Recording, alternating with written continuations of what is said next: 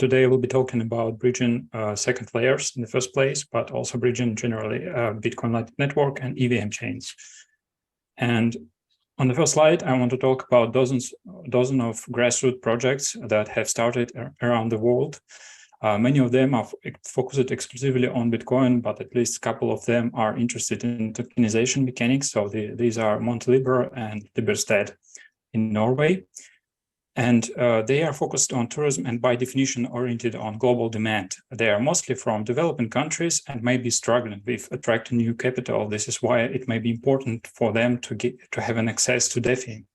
And DeFi picks up a lot recently due to regulatory actions with regard to exchanges, and Bitcoiners are people who have the best collateral in the world, and we may enable them access to lending markets and generally decentralized exchanges. So here you can see the number of the 174 billion total addressable market for bridges by VanEck estimation, but it's just a number. For us, it's more important to test the market because the network size of the Lightning Network is significantly lower. So it's about 6,000 Bitcoins. And what's the most important, the volume of transaction that's happening there. So SatsBridge focuses on slow finality of the on-chain tokens, which are numerous, and we address network congestions with instant settlement and cheap transactions. And also we address counterparty risk because many of the wrapped Bitcoins are actually guaranteed by one of several custodians on the network. So we're also targeting a very nascent market of the Lightning Network tokens. And we are also plugging directly into the growing network where the participation of the exchanges increases. So here you can see, for example, the Lightning Network capacity for Binance that started using Lightning Network just recently.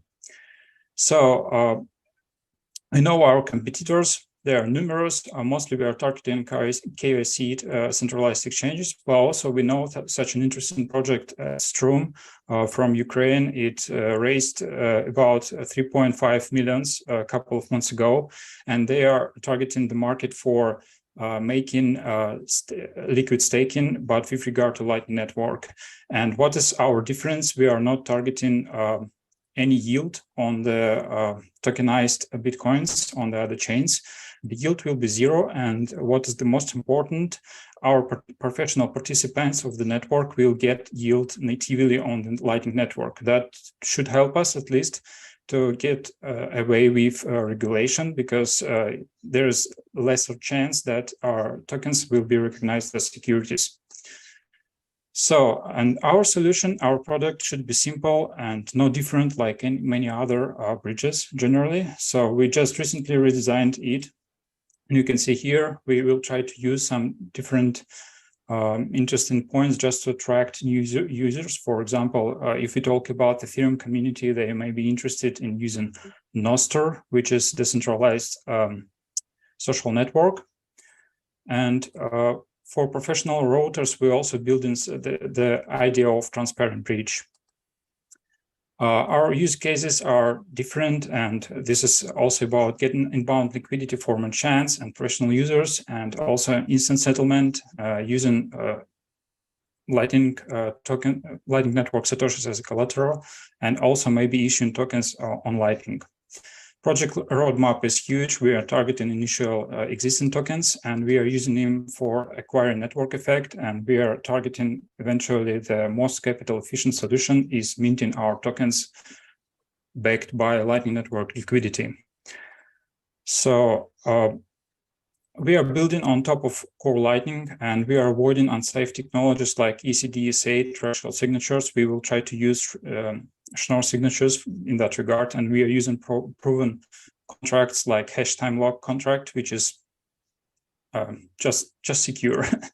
And consensus nodes will be likely built with hardware security models.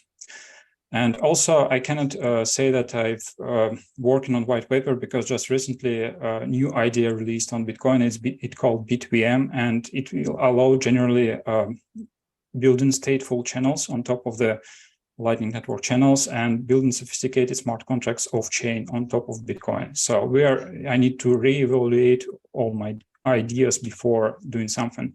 And on the traction side, we have contacts with developers of the Telegram open network, also market maker and Etherum and Everscale protocol providers. But this interaction is slowed down recently because these companies have some issues currently. And we are happy to work on Lightning because it generally Lightning flywheel, and everybody contributes into Lightning growth. And our team is just 4 people, and that's enough for growing market. That's it. Thanks very much for that, Ilya. I'll just hand the time over to the judges for a bit of Q&A.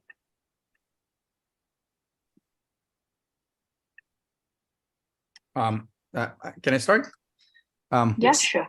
Thanks, Ilya, for the presentation. Well, I this time I again really struggled with the with this simple understanding of what you're doing and why the market needs that. I think the pitch could be improved on that side a bit, just because it was very technical, and for those who are not familiar with the business opportunities on Bitcoin network, it could be really challenging. So my question, part of that is that as far as I understand, your biggest challenge right now is liquidity, because as any bridge solution, liquidity is the base of everything. So is there any progress on that side? How do you plan to attract liquidity? Which are the sources that you plan to attract from? And what's the progress so far on that?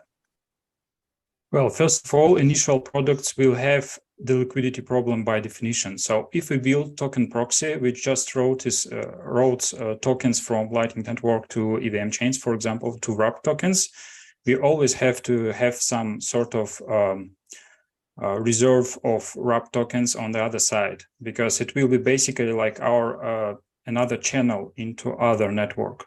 And yes, it will be the problem by definition, but there are a few solutions possible.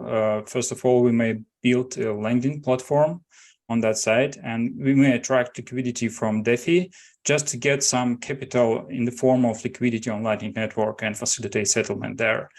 And eventual solutions should work like that. We will mint wrap tokens backed by liquidity on Lightning Network, and it just solves this liquidity problem. And if we have open network, participants may just enter this network and plug their channels, open new channels, and provide liquidity on Lightning Network, and then new tokens will be minted on the other side. So yeah, the problem, it's the complex solution. Actually, it cannot be simple, and it's a long way. Thanks. I mean, our main competitor, Etherum, is working the same way. They're building DAO on top. I'm not a fan of DAO, basically. And they have kind of custodial, they're keeping custodially the Lightning tokens, basically. And they're enclosing them in the channel and minting ERC20 tokens. And then they provide yield on that tokens, because they are getting some yield on the Lightning liquidity on the other side. So we will build something similar, except that we won't provide any yield on tokens, and the yield will be natural on the Lightning side, and the network should be open, and this is why we don't require any DAO. So it may be possible, yes, if we get into some really complex struggles with managing all the network and resolving all the conflicts. But I mean, it's not ready. It's only ideas. The MVP will be done later. And currently we are working on simpler products, centralized products like token proxy. So it's just for users to exchange tokens on one network and to get into another.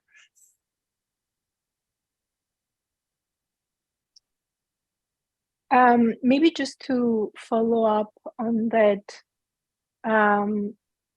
how are you differentiating yourself from all the other bridges? First of all, centralized solutions will be natural businesses, I would say. So we will provide just swap-in solution and we'll get fee from that. But later, the network will be built on top of the Lightning channels, and Lightning channels are capital commitments already. I mean, both nodes contribute some liquidity into their common channel, and this is how Lightning Network operates. Other bridges build consensus protocols out from one of the network they are bridging, and they use some sophisticated cryptography just to make a connection. We avoid to do that. We will build any consensus mechanisms on top of the Lightning Network, and it will source the security and basically use all this experience we accumulated for at least 5 years of existing of Lightning, actually earlier. So it was developed since 2016. And we'll accumulate this experience just for avoiding this consensus mechanism and just transforming Lightning Network interactions into sort of consensus.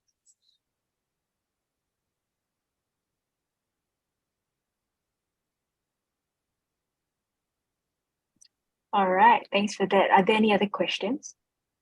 There is a question in the chat. What's the current user base for this?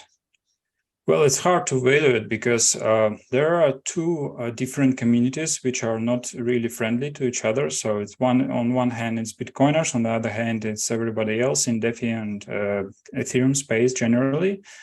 So, but we indicate really a large demand for wrap tokens in DeFi. And that means that there maybe exists some flow of money between Lightning Network and EVM. And we need to evaluate that. And it's really extremely hard for Lightning Network because Lightning Network has only 6,000 Bitcoins in it. But on the other hand, it facilitated 6 million transactions just in August 2023. It's by the report of the River company. And it's just a low evaluation for this transaction number because lots of channels are private and lots of transactions are facilitated. They're not transparent and not facilitated by the services, they facilitate peer-to-peer. So we are going to evaluate this market. I cannot just say, I can say that it may be huge, and we will be working with these community projects, and we will try to adopt them Lightning on the one side, and on the other hand, we may help them with bridging their tokens into Lightning Network, and we will look at the process.